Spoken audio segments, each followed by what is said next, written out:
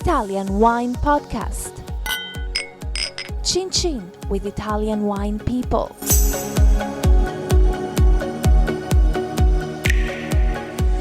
Thanks for tuning in to today's episode of the Italian Wine Podcast. My name is Monty Waldin, and today we're off to Umbria in central Italy to talk with Chiara Lungarotti of the Lungarotti Winery, the winery that really put Umbrian wine on the map. Chiara, welcome. Hi, Monty. Chiara, tell me a little bit about your father, Giorgio, and the wine that he created, the wine that put Umbrian wine on the map, which is a red wine called Rubesco. Well, actually, my father was a pioneer and also a visionary man. He had a big dream to have Umbria region known as well as the rest of Italy to be a great wine region and to make Italy to be a great wine country. And so he was one of those pioneers that started already in the 60s to travel around the world to show there were a group of friends and they showed people how Italian wines could be fantastic. He was an agronomist with a great passion for viticulture. He started to replant soon after the World War II. He started to replant all the vineyards in our estate and started to select varietal, a special population for indigenous varietal or new varietals and to introduce them to Umbria, but his soul was always for our indigenous varietal, that is Sangiovese. And therefore, in 1962, he started to commercialize a wine whose name was Rubesco. So what does Rubesco mean? Rubesco comes from a Latin word rubescere, that means blush, always for a nice glass of wine. And my father had the idea of give a proprietary name to this wine because at that time the wines were known for the varietals or were known for the denomination like Barolo or Taurasi or Chianti, but nobody knew about Umbria and Torgiano in those days, and it was not just one varietal but was a blend of Sangiovese and Canaiolo, and therefore my father started to create a proprietary name. Actually, it was created by my mother, Maria Grazia, and she's an art historian, so they were black and white, the very perfect balance between two characters. And they started to have Rubesco known and work to be known on other markets. First, not just in Italy, first in UK, then USA and Canada and Germany, Switzerland and many others to come. So that's the story of Rubesco. You said initially Rubesco was a Canaiolo and Sangiovese. Was 70% Canaiolo and 30%, was 70% Sangiovese and 30% Canaiolo. Today Rubesco is 90% Sangiovese and 10% Colorino, because when we replanted our old vineyards of Canaiolo, we realized that they were Colorino, much more similar to the Colorino in Tuscany than to the Canaiolo of Tuscany.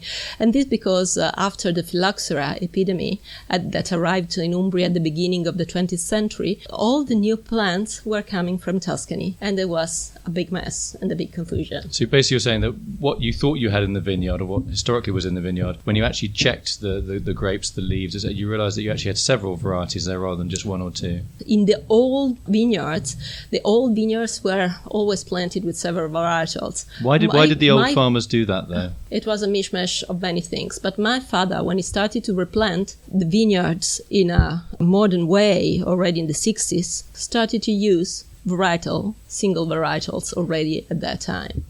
So once, do you know that even in many regions of Italy, once on a time, there was one vine, every 10 or 20 vines, there was one vine that was for the harvester to eat that and not to eat, in order to avoid to eat the grapes that had to be used for the wine. Oh, that's right. I didn't know that. That's very clever. So they eat the sort of quotes lesser grapes and leave the more quotes more expensive ones that would actually end up in the wine. The better quality had to be for the wine. So when you were small, were you made to work on the vineyard? Did your father make you work on the vineyard? I was always going with my father in the vineyard. Actually, each time we were seeing a little weed growing over a little vine, I had to get off the car and had to eradicate it because the vine has to live in the best condition. And if you have a parasite just beside your feet, you can't. He was always telling me to explain why I had to.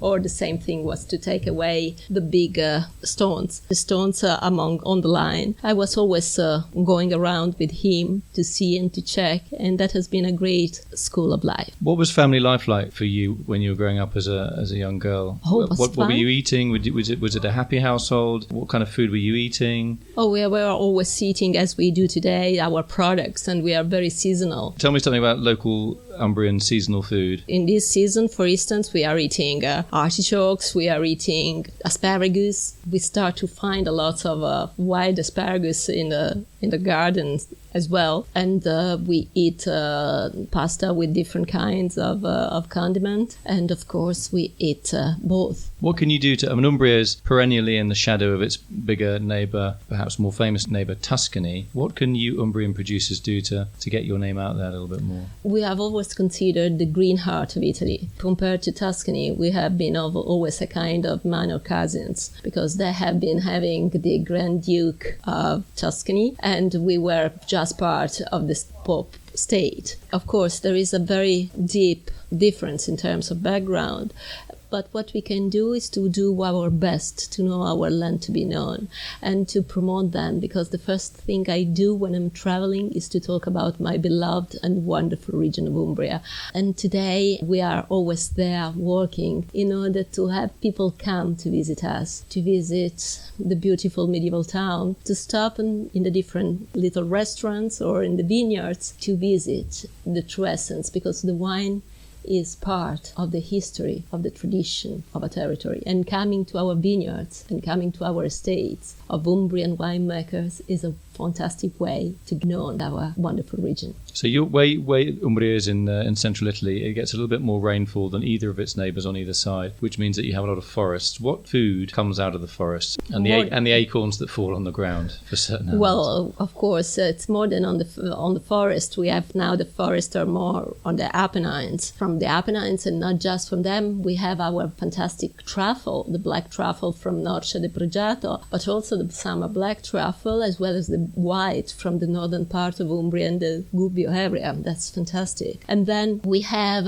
especially on the Apennines, they cultivate a lot in the area of Castelluccio and of Norcia. They cultivate a lot of lentils that are fantastic protein. So before you were asking what are you eating, we are eating a lot of meat and cold cuts, especially pork cold cuts, but also we eat great amount of vegetal protein with lentils or chickpeas or beans, because they are part of our everyday dishes on the table. There you go, everybody. Next time you're in Umbria, you're going to be eating pulses and drinking Rubesco. A wonderful lentil soup with a glass of Rubesco is perfect. Chiara Lungarotti, thank you very much for sharing your passion and your family history with us and for talking about Rubesco. And I hope to see you soon in Umbria.